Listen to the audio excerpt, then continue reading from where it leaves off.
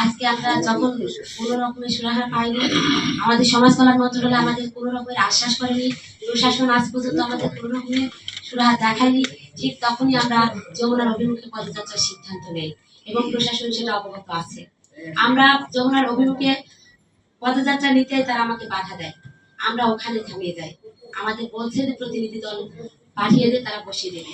আমরাও রাজি হয়েছি যে আমাদের প্রতিনিধি দল যাবে, আমাদের শিক্ষক আপনাদের হেফাজতে থাকবে, ওনারা আসবে, আমরা এখানে চলে যাবো। ওনারা তৎক্ষণাৎ লাঠিচার্জ শুরু, মানে বুঝি না যেটা কোন বৈষম্যবিহীন, কোন বৈষম্য দূরকরণের বাংলাদেশ নতুন করে এই ছাত্র জনতা স্বাধীন করেছিল। এই বৈষম্য, এটাই কি বৈষম্য দূরকরণের বাংলাদেশ? এই বাংলাদেশ আমরা আশা করি না, যে বাংলাদেশে শিক্ষকদের বেদম মান খেতে হয়।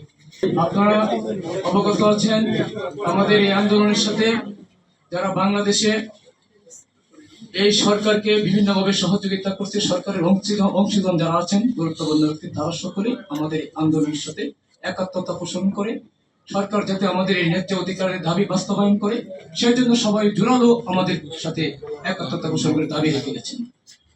তাহলে একটা নীতিমালার আলোকে যদি আমরা স্কুলে করে থাকি, আমাদের এই ন্যায্য অধিকারের কথা বলে থাকি, আমাদের আপনাদের জ্ঞাতার্থে জানাতে চাই, আমরা বিগত সময়ে এই যে বিশেষায়িত বাচ্চা যারা আছে তাদেরকে বিনা আমরা বেতনে সম্পূর্ণ স্বেচ্ছাশ্রমে আমরা কাজ করছি।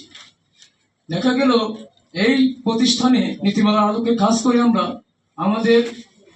আমাদের যে চাকরির বয়স, আমরা যে আমাদের যে বিভিন্ন যে দৈন্যদশা অবস্থা থাকার কথা অর্থনৈতিক অবস্থার কারণে সেটা আমরা ফিল আপ করতে পারছি না।